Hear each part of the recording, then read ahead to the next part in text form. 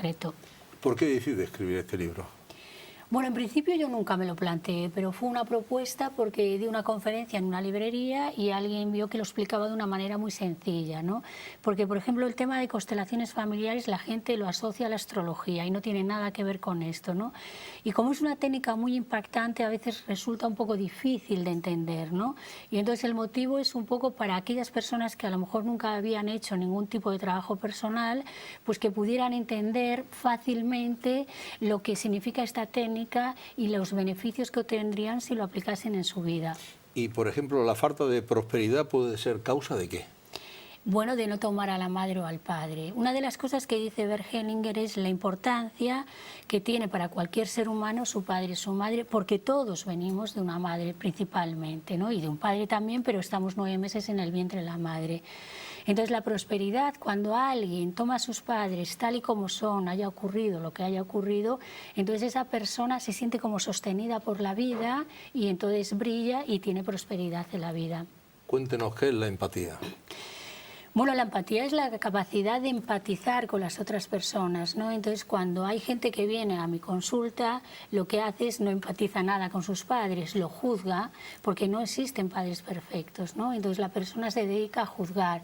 Entonces, a través de la empatía o de la compasión, yo diría mejor compasión, uno llega a entender que sus padres también fueron unos niños, que también tuvieron unas limitaciones, ¿no? Y que en cada momento lo han hecho de la mejor manera que han sabido, que han podido. ¿Y la presencia del padre en la familia es reconocida? Sí, por supuesto. O sea, el padre también es una figura muy importante. Digamos que la madre cubre la parte afectiva, la madre representa la vida, pero después, cuando el hijo se abre al mundo, la parte profesional y la apertura al mundo viene a través del padre. Y sobre todo para los hombres, que se nutren de la energía del padre, y las mujeres se nutren más de la energía de la madre. Dice usted que tenemos todos la obligación de ser agradecidos. Sí. No lo somos.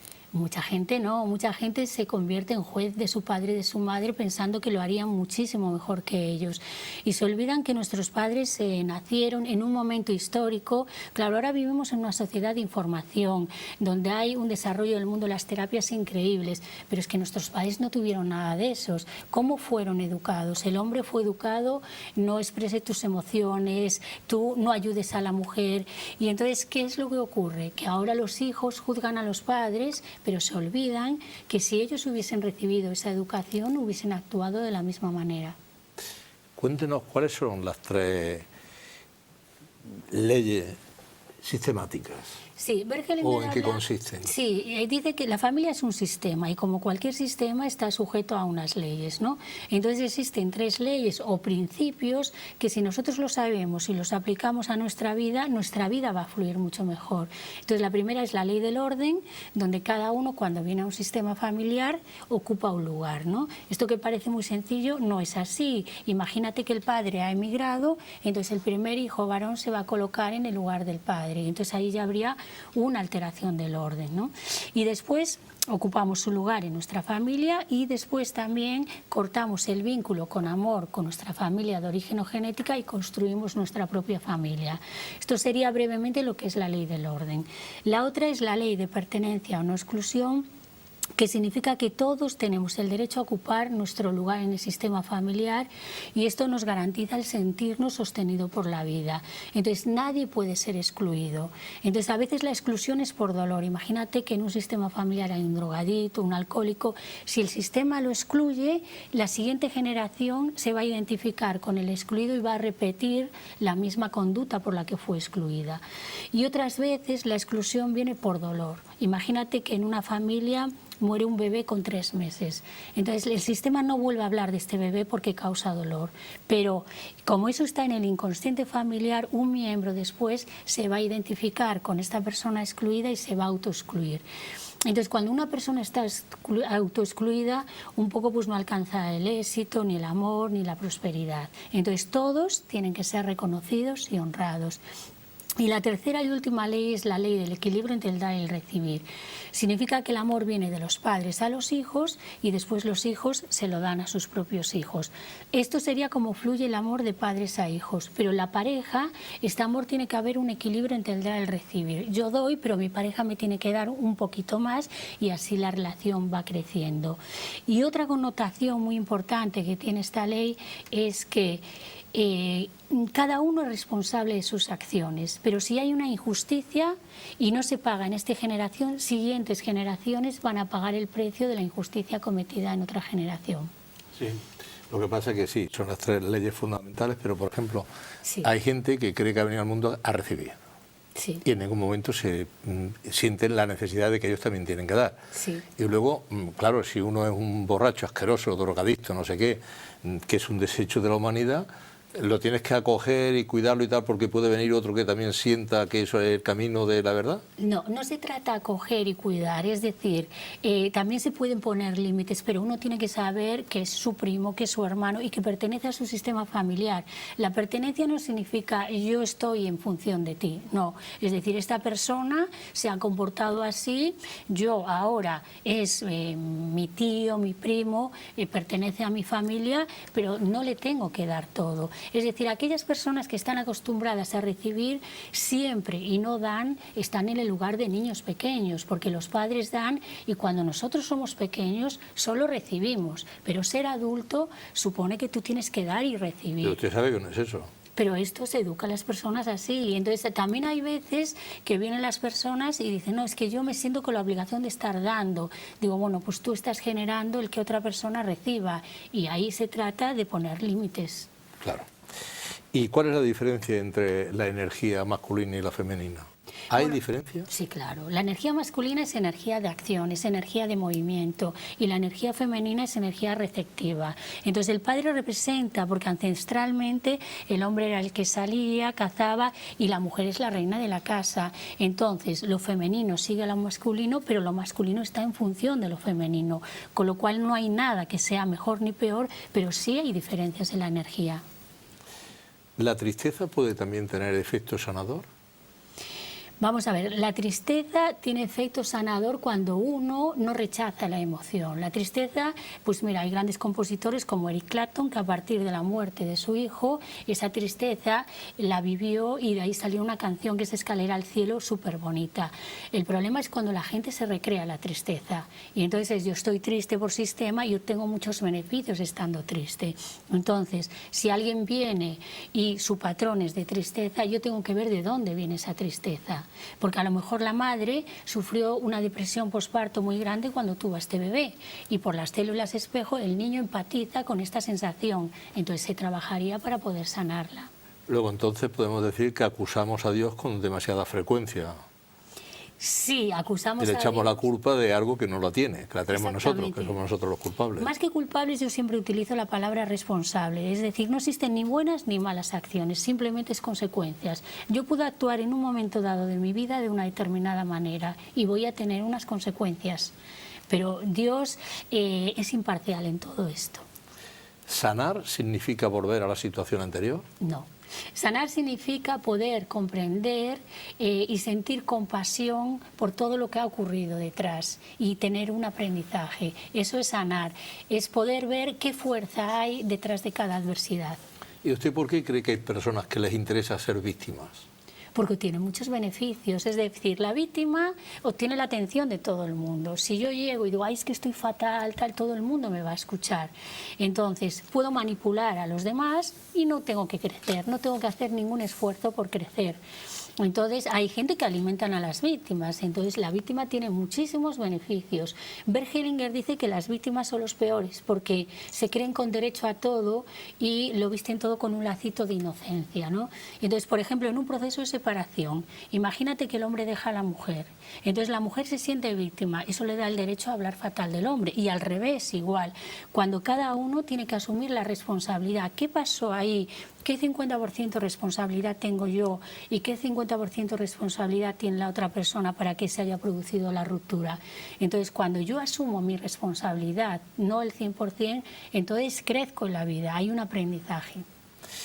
¿Por qué en las empresas y en los gobiernos no hay el 50% de hombres y mujeres? Esto sí que no lo sé. Esto, claro, el papel, hay un inconsciente familiar y un inconsciente colectivo del planeta Tierra. Entonces, dentro de este inconsciente, la mujer tiene menos conciencia de éxito. Así como al hombre le cuesta más gestionar el trabajo, a la mujer le cuesta más gestionar el éxito. Y cuando tú preguntas sobre el sistema de valores del hombre y la mujer, los primeros valores del hombre son el éxito, la conquista, los amigos, pero para la mujer, en un principio, el mayor valor suele ser la familia.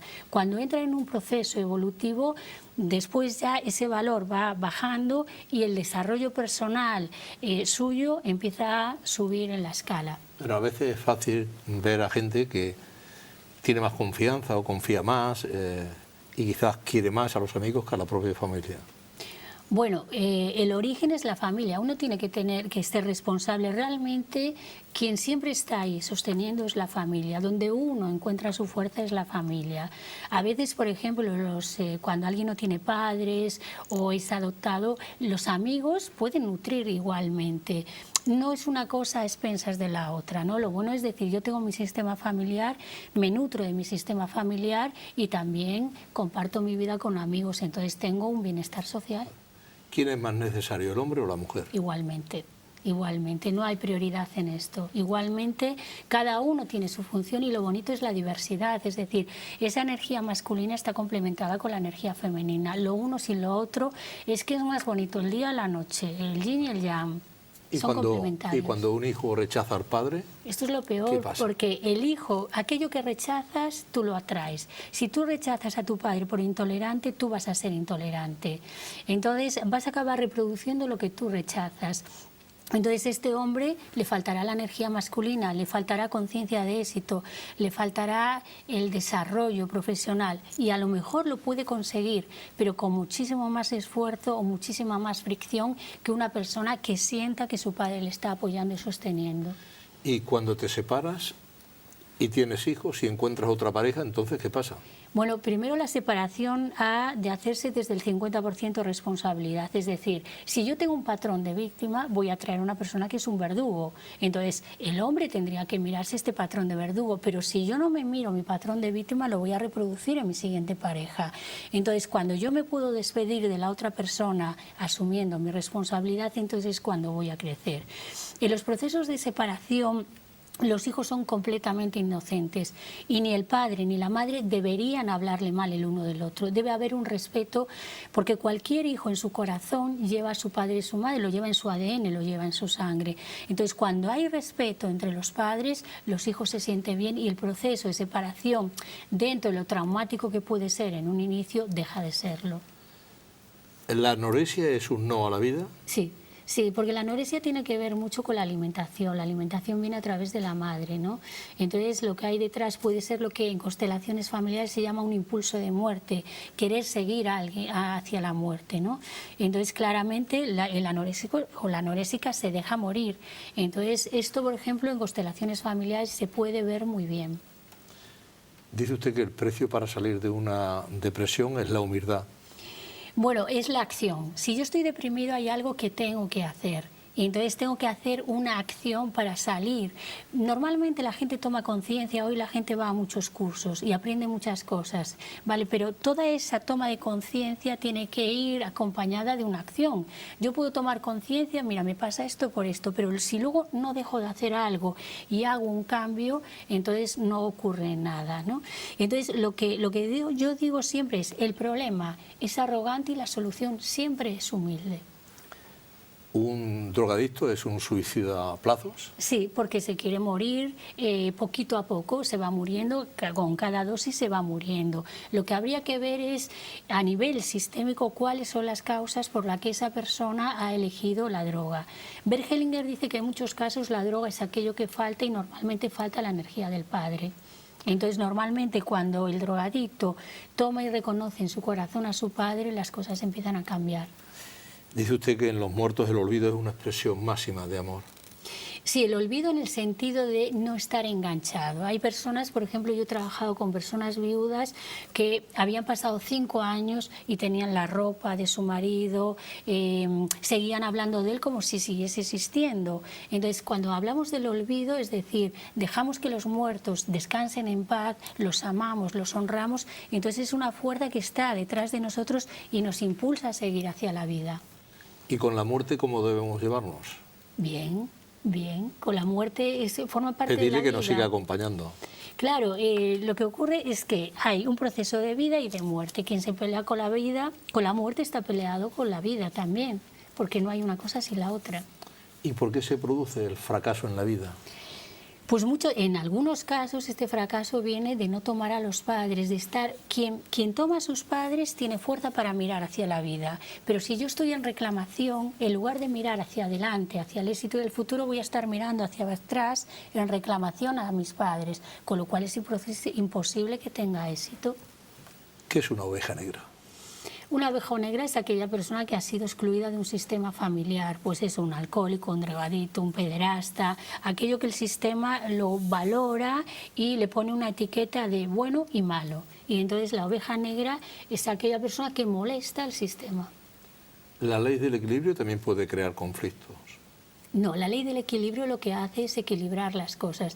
Cuando hay un desequilibrio, lo que decíamos antes, las personas que siempre están dando van a generar un desequilibrio y las personas que siempre están recibiendo también. Entonces, cuando el sistema se equilibra, entonces es como que aparece un estado de bienestar y de salud. ¿Cuál sería la compensación familiar? Por ejemplo, si uno hace más de lo que le toca. ¿Hay algún tipo de compensación familiar? La compensación familiar, un poco lo que nos dicen es que las injusticias que han sido cometidas en una generación, la siguiente generación las va a compensar. Entonces, por ejemplo, si aquí alguien estafó a alguien en un sistema familiar, a lo mejor los abuelos, los bisabuelos, lo que una generación se calla, lo grita la siguiente. Entonces, miembros de esta familia van a tener, pues a lo mejor se arruinan para compensar aquello que ha ocurrido. Y después también hay la compensación ciega. Una de las cosas que tienen las constelaciones es sustituir el amor ciego por el amor consciente. Por ejemplo, Bert Hellinger observó que en Alemania había un índice de gente joven que se suicidaba y era porque tenían antepasados nazis que habían matado a muchos judíos. Entonces, el suicidio es una compensación, pero no ayuda al sistema. Lo que hace es cargarle mayor dolor y sufrimiento y para eso el trabajo con constelaciones es maravilloso porque saca a la luz todo eso y lo limpia. Me llamó la atención, viendo el libro al final, usted agradece a todos los que la miran mal. No, vamos a ver. Esto no lo había oído nunca. Porque los que te miran mal te ayudan a crecer. Es decir, son aquellos que te ayudan a crecer. Las envidias, tú puedes quedarte en el rencor y el resentimiento y acabas unido a aquellas personas que sienten rencor y resentimiento. Entonces, cuando alguien que tú quieres te traiciona, por ejemplo, hay un dolor enorme, pero también de ahí hay una gran fuerza para crecer. Porque a veces, por ejemplo, cuando una persona empieza a hacer cosas que los demás pueden tener a lo mejor envidia o no, pues aparecen el mirar mal, los celos, ¿no? Entonces, no te quedes ahí, sino a mí las personas que te dan caña te ayudan a crecer mucho. Claro. Además de escritora, es usted psicóloga. Sí, primero psicóloga y después escritora. Psicóloga, y tiene a su madre con Alzheimer. Sí, sí, sí. ¿Y qué piensa de qué tiene que pasar para que una persona le niegue el saludo a una hija o no reconozca a un hijo? No es negar el saludo, porque una cosa es un enfado de negar el saludo. Es decir, cuando a mi madre le diagnosticaron Alzheimer, para mí fue súper doloroso y tuvo un bajón increíble, ¿no? Entonces, a partir de las constelaciones, yo hice una constelación y vi que mi madre, su misión de vida ya la había cubierto. Me había dado todo lo que ella venía a darme y el resto lo tenía que lograr yo. Entonces, me permití vivir esto como no es ni bueno ni malo y me permití disfrutar de esos momentos cuando ella empezó a ser como una niña pequeña, me empezó a contar cosas de su infancia, empecé a comprenderla. Después la relación entre mis padres sanó de una manera increíble. Entonces, cuando hay un hecho que ocurre en tu sistema familiar, lo mejor es aceptarlo y tomarlo. Entonces es cuando uno toma la fuerza. Porque yo me pasé un tiempo en negación, no, ¿por qué, Dios mío, esto, por qué ha pasado? Pero cuando tú puedes ver la belleza que hay detrás de también cada adversidad. La relación con mi madre yo ya la acepto, porque lo peor era cuando yo veía a mi madre como está ahora, e intentaba que la imagen que yo tenía de ella, que era una mujer fuerte, empresaria, encajase en la imagen actual. Entonces ahí era un profundo dolor. Pero todo mi sistema familiar, cuando empezó a aceptar esto, entonces hay algo que crece. Y mi madre no me saluda, pero no es porque esté enfadada conmigo, es que su cerebro se está deteriorando. Entonces no es nada personal. Entonces, bueno, pues lo que hago es la mimo, la cuido, la beso, la peino, y esta es nuestra relación ahora. En tiempos de crisis, ¿los psicólogos tienen más trabajo? A veces sí, a veces no. O sea, es como más necesario, pero la gente también tiene menos dinero para ir a las terapias, ¿no?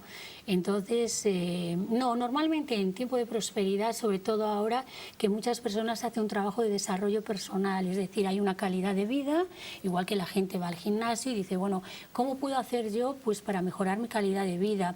Si tengo esta timidez, ¿cómo la puedo superar? Entonces, normalmente yo suelo tener más pacientes en época de prosperidad. ¿Y los clientes que tienes vuelven?